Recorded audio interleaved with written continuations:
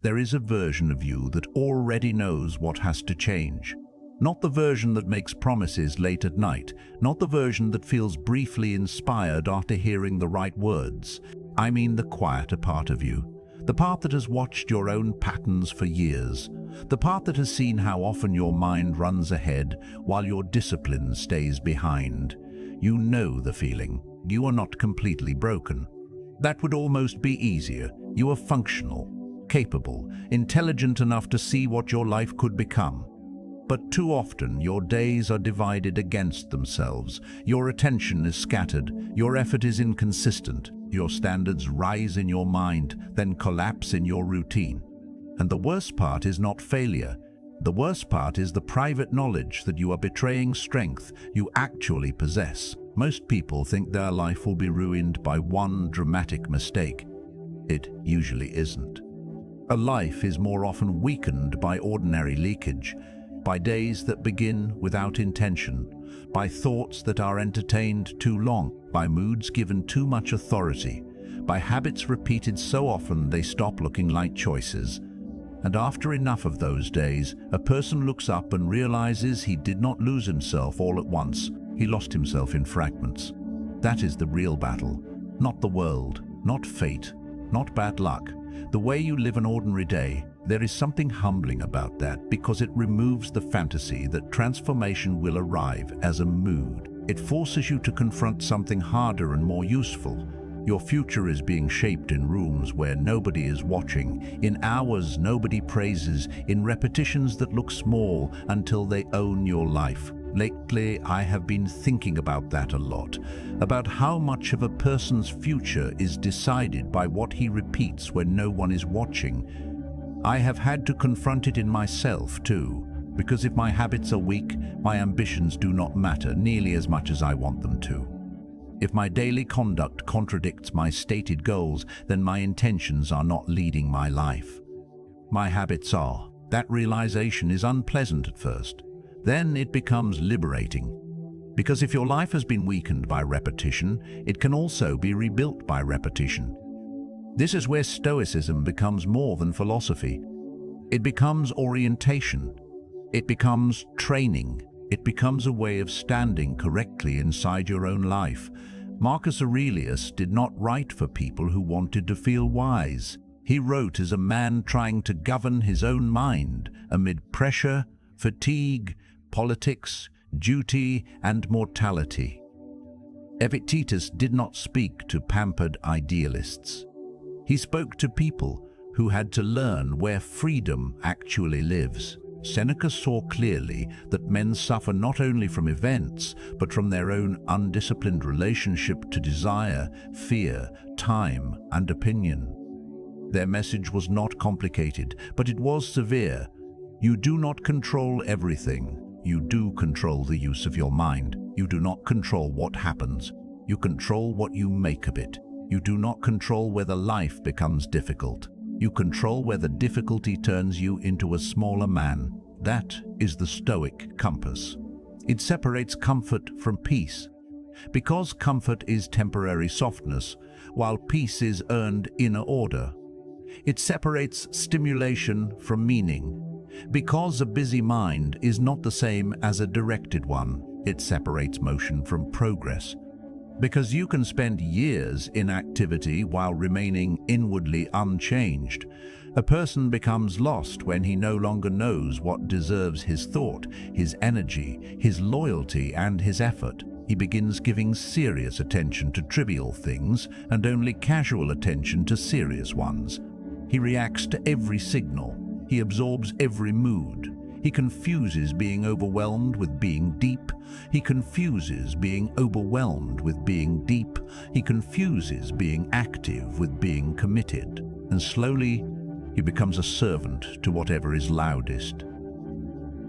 Stoicism turns you back toward true north. It asks, what is in your control? What is worthy of your mind? What is your duty? What kind of man are you becoming through repetition? What have you allowed to rule you that should have been denied entry long ago?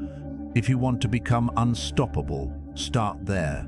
Not with fantasy, not with intensity, with governance. And the first place that governance must begin is at the gate of the mind. The first habit is this: guard what enters your mind. Most people live as if consciousness has no doorway, as if every opinion, every headline, every comparison, every provocation, every anxious possibility deserves access.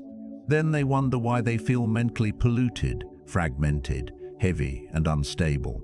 But the mind is not strengthened by endless exposure. It is strengthened by disciplined selection. Every day, you are allowing something to train your inner life. The content you consume, the people you watch, the resentment you revisit, the memory you keep touching, the future you keep rehearsing. The future you keep rehearsing, you call it thinking. Sometimes it is only self-disturbance. Marcus Aurelius was ruthless about this, not cruel, clear. He understood that the quality of a man's life is shaped by the quality of a man's life, is shaped by the quality of what his mind repeatedly dwells upon. That is not abstract philosophy, that is neurological reality. Attention is not passive, it is conditioning.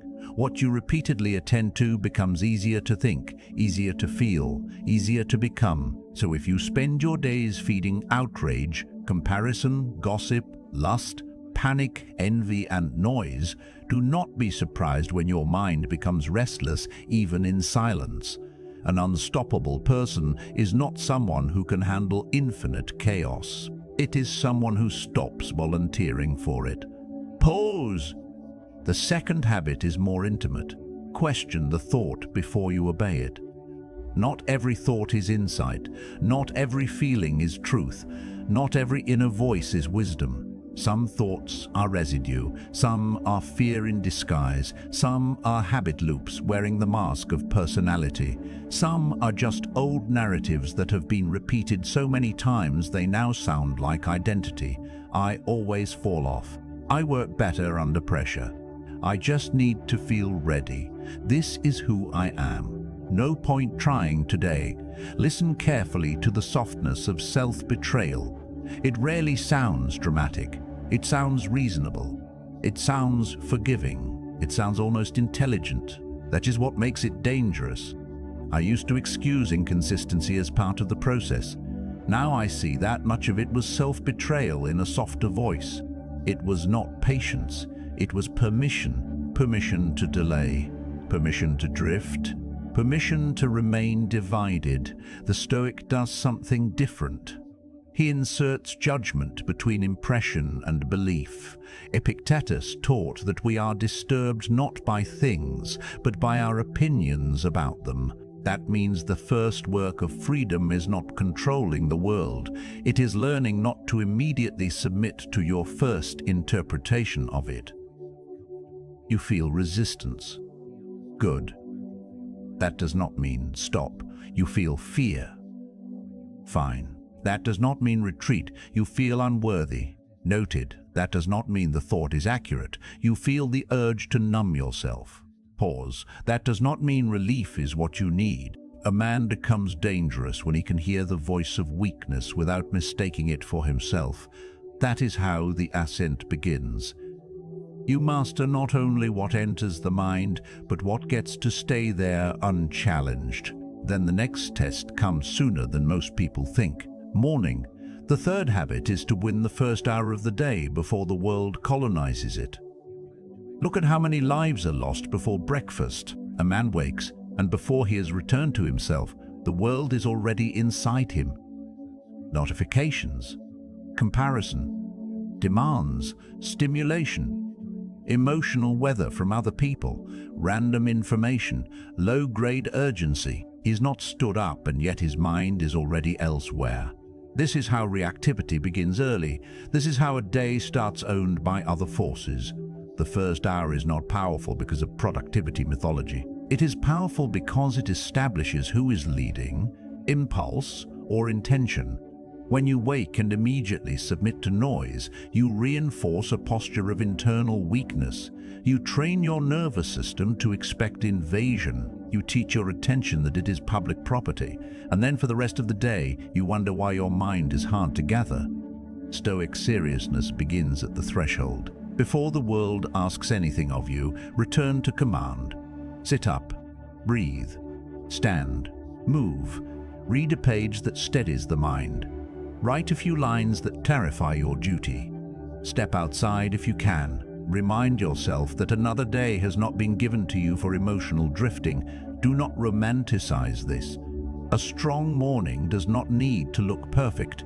It needs to look governed. There were times when what helped me most was learning to act before I felt fully ready. That one shift, moving with discipline instead of waiting for emotional alignment, made me stronger in ways comfort never could. Morning is where that lesson becomes real, because almost nobody feels like beginning with seriousness every single day. The point is not feeling it, the point is deciding it. And that leads to the fourth habit. Name one essential duty before the day disperses your will. One of the reasons people remain weak is that their effort never condenses. They move from thing to thing, task to task, signal to signal, and call it a full day. But scattered effort creates a scattered self. You end up tired without having honored what mattered most. Stoicism is not merely about emotional regulation, it is about rightful action, duty, right use, integrity between thought and conduct.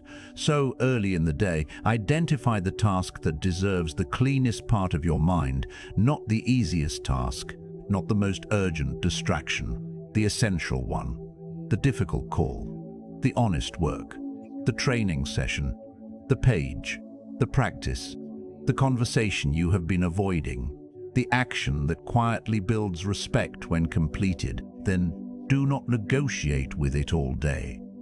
A weak mind says, "I'll get to it when I feel settled." A stronger mind says, "I will settle by beginning." This matters because each time you delay what you know must be done, you train distrust in yourself. You teach your own system that your commands are suggestions, and self-respect cannot survive that for long. If you want a different future, stop asking whether you are motivated. Ask whether your habits allow seriousness to take physical form. Now we climb higher, because it is one thing to direct your mind in peace. It is another to govern yourself when emotion surges. The fifth habit is this: pause before reaction.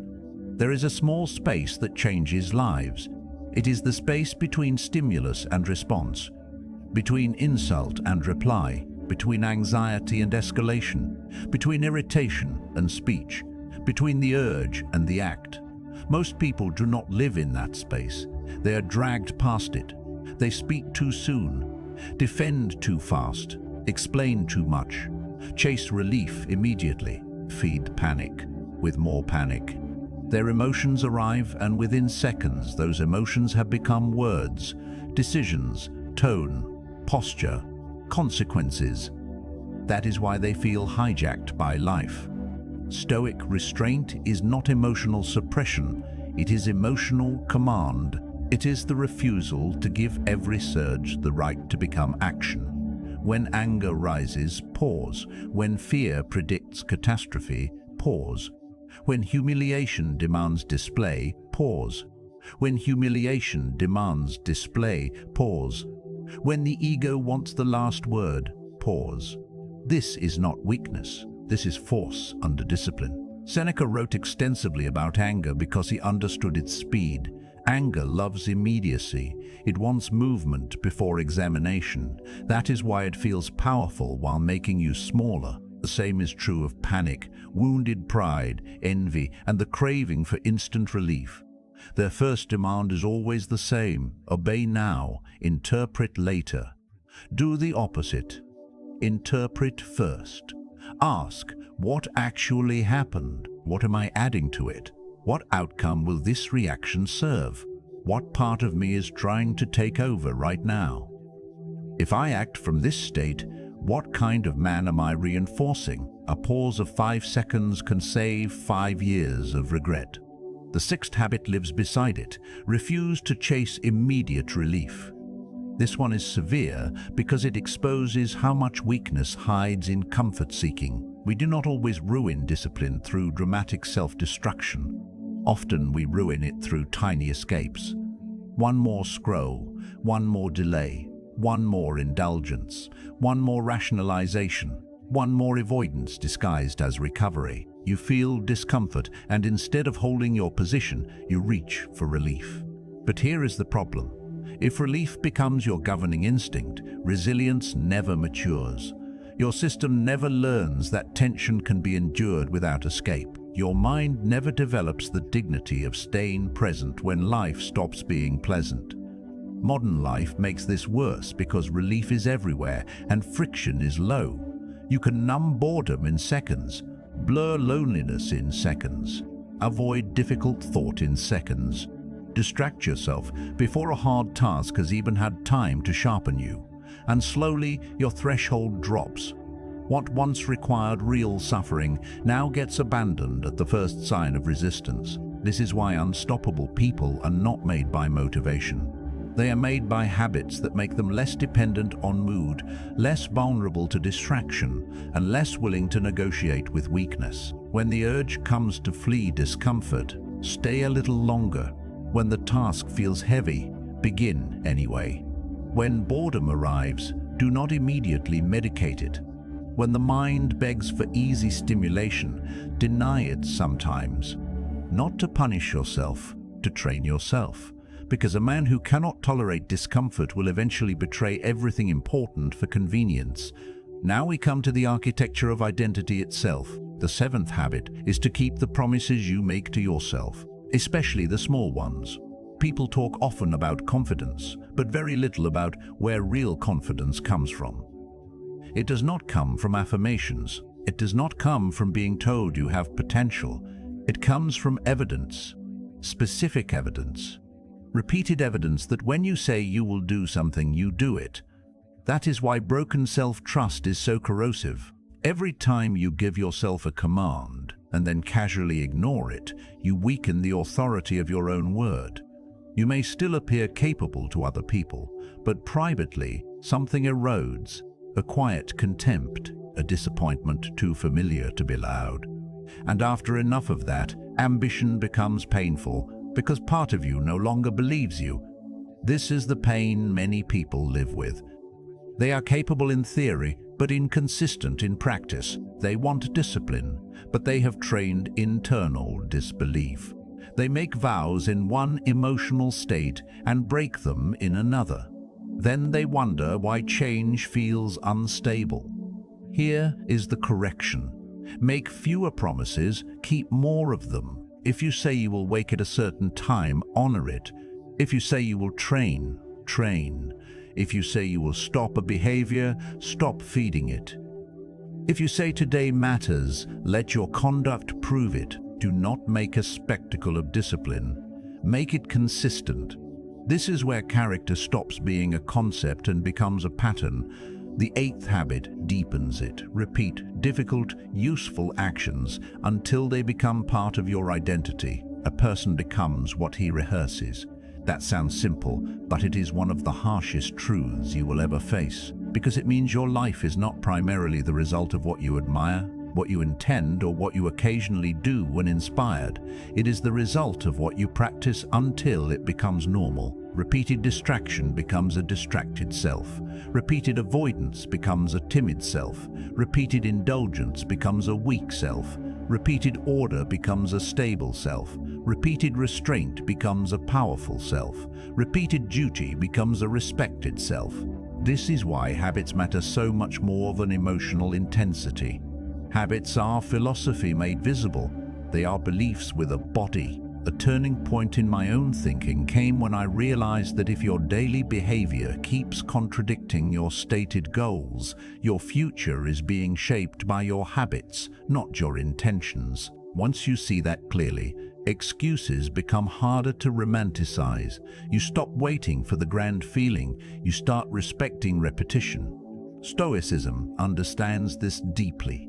Virtue is not a mood.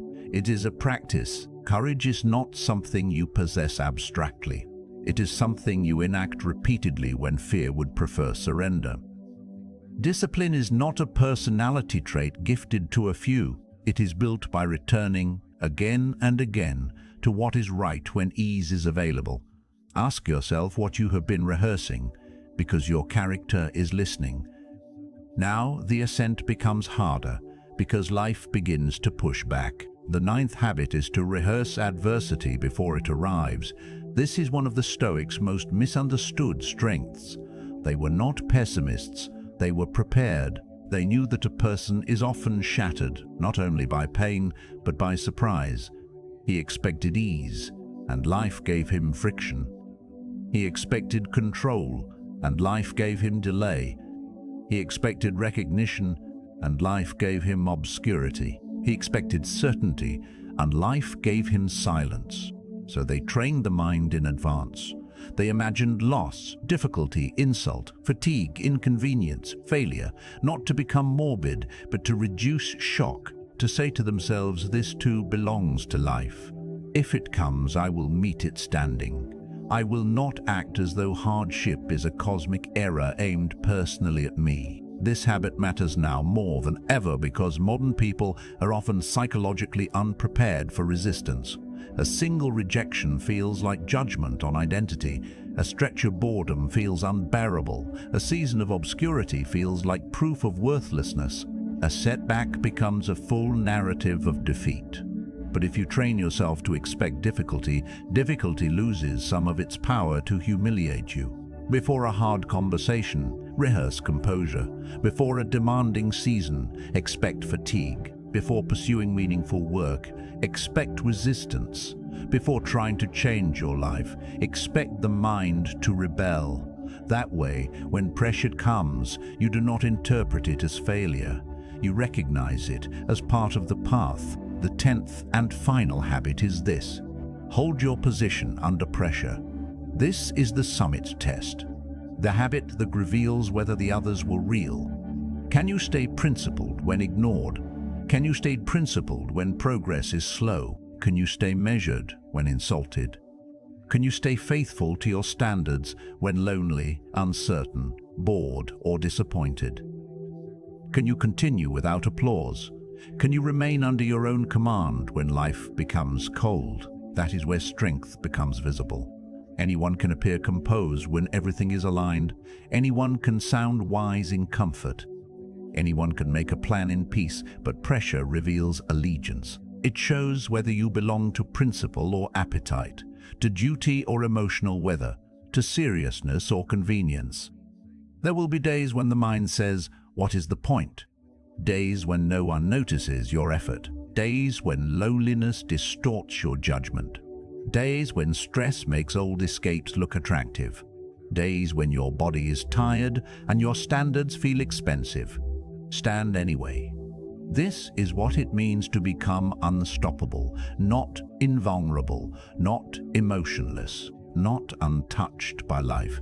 It means you stop being easily moved off your center. You stop collapsing at every form of resistance. You stop making your highest standards dependent on how supported you feel in the moment. Unstoppable is not speed. It is continuity. It is the man who continues in clarity when comfort leaves. The man who remains deliberate when chaos appears. The man who can feel the pull of weakness without kneeling to it. The man who suffers but does not scatter.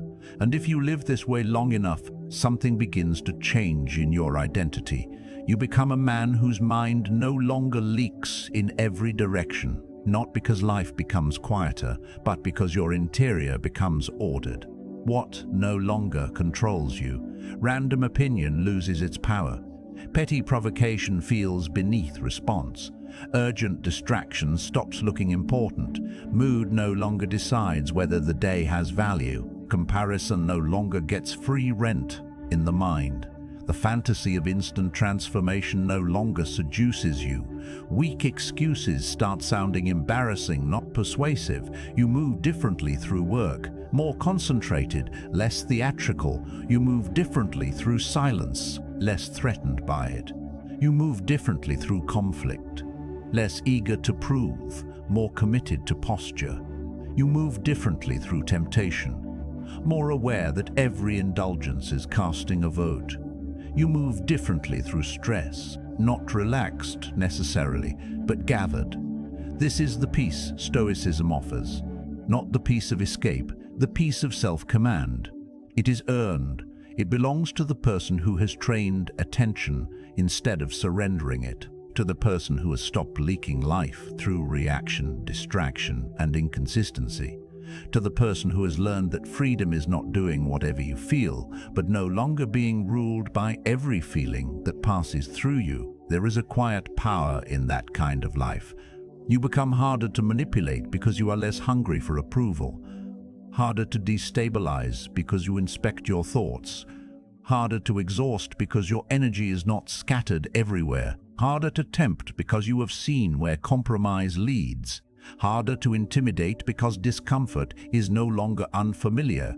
That is a dangerous mind in the best sense, not reckless, not loud, not cruel, steady, clear, governed. And the beautiful thing is that it is not built in extraordinary moments. It is built on Tuesday mornings, in boring afternoons, in private refusals, in unfinished seasons, in choosing the better action when nobody claps, in telling the truth to yourself when excuses would be kinder, in doing what is required before you feel elevated enough to do it. That is how a stronger life is formed, not through admiration of wisdom, but through obedience to it. So here is the vow. Stop leaking your life through undisciplined attention. Stop handing your nervous system to every distraction that knocks. Stop calling inconsistency part of the journey when much of it is self-betrayal in a softer voice. Stop waiting for motivation to grant you permission to become who you said you wanted to be. Begin smaller. Begin cleaner. Begin today. Guard what enters your mind. Question the thoughts that weaken you. Win the first hour. Name your essential duty. Pause before reaction. Refuse immediate relief. Keep your word to yourself. Repeat what builds strength. Prepare for adversity. Hold your position under pressure. These are not merely habits, they are standards. And if you live by them long enough, you will not need to call yourself unstoppable. It will become obvious in the way you carry stress, in the way you meet difficulty, in the way you stop negotiating with what is beneath you. If this resonated, like the video, comment with the line or insight that hit hardest, and subscribe for grounded Stoic philosophy and self-mastery content built for people who are done admiring discipline from a distance and ready to live it. Because mental strength is not built in rare moments of inspiration. It is built in the repeated discipline of ordinary days. And from this day forward, let that be your law. I will not let a weak moment govern a serious life. Become the master of your mind. Rebuild, refocus, rise.